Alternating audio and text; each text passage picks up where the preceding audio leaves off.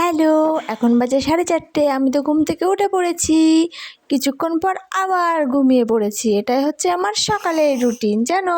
হ্যাঁ, সত্যি তাই। আমার মেয়ের সকালের রুটিন এটাই। সকালবেলা অনেক সকালবেলা ঘুম থেকে উঠে আমার তো ঘুমাতে দেয় না, নিজেও ঘুমায় না। তারপর যখন সকালবেলা ওঠার সময় হয়েছে তখন ঠিকও ঘুমায়।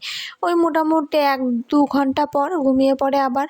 আমার শ্রেণীদিকে খাটের পরে ঘুম পাড়িয়ে রেখে খুব সাবধানে আমাকে নামতে হয়, কেননা ও যদি আবার জেগে যায় আবার আধা ঘন্টার ব্যাপার, আমাকে খাটে ওকে কোলে নিয়ে বসে থাকতে হবে। এই মুহূর্তগুলো না খুব ভালো লাগে, যে চোরের মতন চুপি চুপি খাটের থেকে নেমে আসতে হয় যেন ওর টের না পেয়ে যায়। তো hello guys, welcome back to my channel. কেমন আছো সবাই? চলে আসলাম নতুন আর একটা ব্লগ ভিডিও নিয়ে। তো আগের ব্লগ ভিডিওটা আশা করি তোমরা দেখেছো, তো কেমন লাগলো প্লিজ কমেন্ট করে জানিও। আর আজকে আমি তোমাদের সাথে শেয়ার করব আমার শ্রেণীদের সাথে আমার সারাদিনটা কেমন কাটে। তো চলো শুরু করা যাক। ওইদিকে মেয়ে তো ঘুমিয়ে আছে, এই সুযোগটা আমি আর হাতছাড়া করবো না, ঝটপট আমি কাজগুলো করে নেবো। আর আজকে আবার সকালবেলা মা আর বাবা মাঠে গেছিলো, সকালবেলা বাড়িতে কেউই ছিল না। সকালবেলা প্রত্যেকের বাড়ি টুকিটাকি কিছু না কিছু কাজ থাকে। আমার মা সকালবেলা অবশ্য সব করে থুয়েই যায়, আর বাড়ি এসে করে, আমাকে কিন্তু কিছুই করতে বলে না, কিন্তু আমি যেমন যেটুকু পারি সেটুকু করে দিই। যখনই সময় পাই আগে নিজেরটু গুছিয়ে নিই, নাহলে সারাদিন আর আমি সময়ই পাবো না আমার মেয়ের পিছনে করতে করতে। কখন ওর কী বায়না হয়, কখন কান্না করে।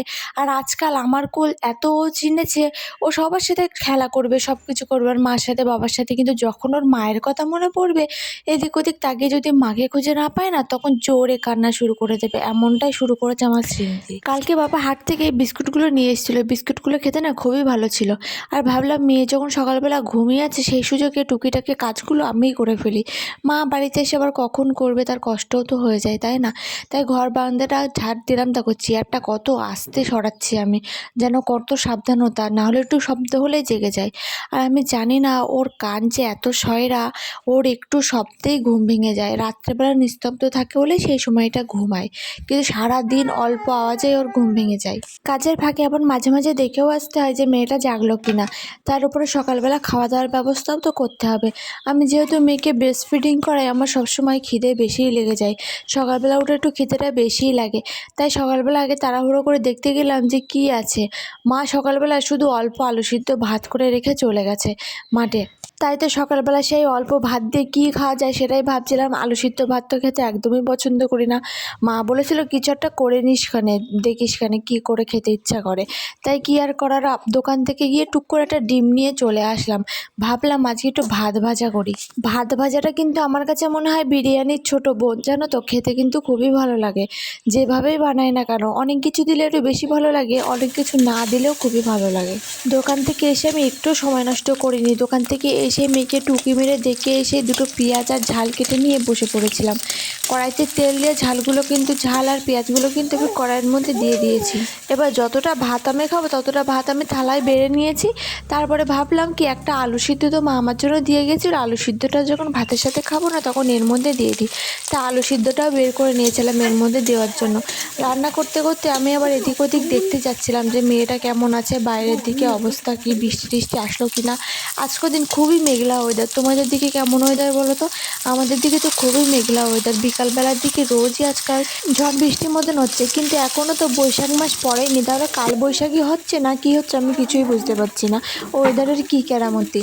মেয়েটাকে নিয়ে এখানে আছি, কিছুদিন পর আবার শ্বশুরবাড়িতে যেতে হবে। আমার শ্রেণীরই কিছু মানসিক আছে, সেটাই দেওয়ার জন্য। হ্যাঁ, তোমাদের সাথে অবশ্যই শেয়ার করব।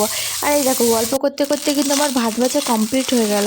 আর এইদিকে আমার বাড়িতে আমার ছোটোবেলার এক বান্ধবী বলতে পারো, কিন্তু সম্পর্কে আমার থেকে বড়। কিন্তু আমরা দুজনে নাম ধরাধরি করে ডাকাডাকি করে কথা বলি, ছোটোবেলা থেকেই মিশি। আমি এখানে আছি বলে ও ওর ছেলেকে নিয়ে সকালবেলা আমাদের বাড়িতে এসেছিলো একটু কথা বলতে। কিন্তু দেখো আমার ছাগল বের করতে হচ্ছে, এদিকে মেয়ে জামা কাপড় ধুতে হবে, এই জন্য আমি ওর সাথে বসে একটু কথাও বলতে পারছিলাম না। কেননা বেলা হয়ে গেছিলো অনেক, মার ছাগলগুলো গোয়াল ঘরের মধ্যে চিল্লামিল্লি শুরু করে দিয়েছিল।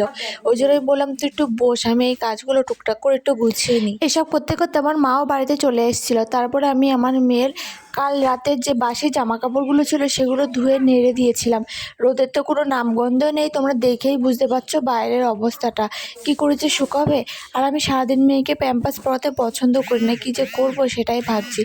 তারপরে গিয়ে দেখি যে মেয়ে আমার ঘুমের থেকে উঠে পড়েছে। উঠে পড়ে কোনো কথা নেই, চুপচাপ আঙুল খাচ্ছিল। আমি তো সকালবেলা উঠে আমার খাওয়ার ব্যবস্থা করে নিয়েছি, কিন্তু মা আর বাবা কি শুধু ভাত খাবে? তাই মা বললে একটা কাজ কর, একেবারে দুপুরবেলা রান্না করবো, তুই একটু আলুর তরকারি করে দে। তাই মা আর বাবার জন্য আলুর তরকারি করে দিয়েছিলাম, আর সেই ভাগে আমিও ভাত ভাজাটা খেয়ে নিয়েছিলাম। সত্যি খেতে কিন্তু ভালোই হয়েছিল, বললাম না যেভাবেই করি না কেন, যাই দিক না কেন, বেশি কিছু দেওয়া না লাগলেও বিরিয়ানির থেকে কম কিছু লাগে না কিন্তু। হ্যাঁ, অনেকেই হয়তো পছন্দ করবে না, বলবে বিরিয়ানির সাথে তুলনা করছে, কিন্তু হ্যাঁ আমার কাছে সেটাই মনে হয়।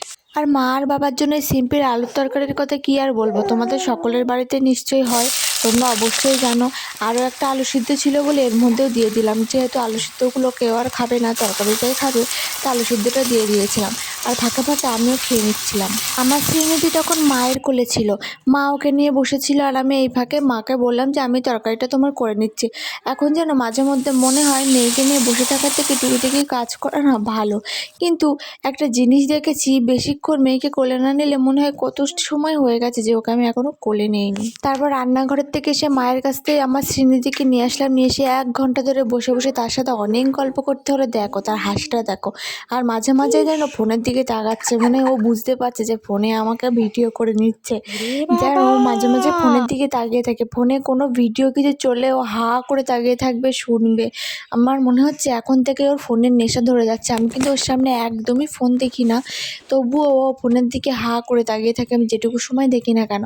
আর আজকে আমার শ্রীনিধি প্রথম ফল খেলো, মা ওকে 2টো আঙুর ফল খাইয়েছিল।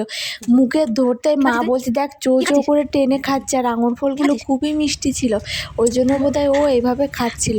ওকে ফল খেতে দেখে কি যে ভালো লাগছিল কি বলবো। তাই ভাবলাম এবার থেকে ওকে টুকটাক অল্প স্বল্প করে ফল দেবো। 5.5 মাস চলছে ওর, এখন তো টুকটাক ফল দেওয়া যেতেই পারে। এভাবেই সারাদিন আমার সময় কেটে যায় ওর সাথে, জানো। তারপরে ওকে স্নান করানোর জন্য তেল মাখিয়ে দিয়েছিলাম, আর আমি তারপরে স্নান করে এসেছিলাম। দেখো স্নান করিয়ে দেওয়ার পরে ওর পুরো ঘুম ঘুম চোখ, খুব একটা মজা করার মতন ওর চোখ মুখের ভাব নেই, এখনও ঘুমাতে চাই। তাই ভাবলাম আমি একটুখানি গুছিয়ে আসি, এসে একেবারে দুজন ঘুমাবো। ওই দেখো আমার শ্রীনিধি অপেক্ষা করছে কখন ওকে গিয়ে আমি একটু ফিডিং করাবো আর ও ঘুমিয়ে পড়বে। ঠিক তাই হলো, আমি গিয়ে ওকে ফিডিং করাতে ও কিন্তু ঘুমিয়ে পড়েছে, দেখেছো। তারপর আর কি, আমি আর আমার শ্রীনিধি তার টানা 2 ঘন্টা ঘুমিয়ে ঘুম থেকে উঠে আমি খাওয়া দাওয়া করেছিলাম। মা আজকে রান্না করেছিল মোচা আর চুনো মাছের ঝোল, খেতে কিন্তু দারুণ হয়েছিল। শ্বশুর বাড়িতে গেলে না মায়ের হাতের রান্নাটা আমি খুব মিস করি। তারপরে বিকালের দিকে না ভীষণ ঝড় শুরু হয়ে গেছিলো, আমি আর আমার মেয়ে ঘরের মধ্যেই ছিলাম। মা আর বাবা বিকালবেলা আবার মাঠে গেছিলো, তাই মেয়েকে একটু দোলনায় শুয়ে দিয়ে আমি টুকিটাকি কাজগুলো করে নিয়েছিলাম। সন্ধেবেলা থেকে তো কারেন্টই ছিল না, আর খুবই বাজে ওয়েদার ছিল, আর আমি আর আমার শ্রীনিধি বাড়িতেই ছিলাম। তাহলে চলো আজকের ভিডিওটা এখানেই শেষ করলাম, আর ভিডিও করা সম্ভব হচ্ছে না। দেখাবে পরবর্তী আবার কোনো ব্লগ ভিডিও, ভালো লাগলে অবশ্যই একটু কমেন্ট করো।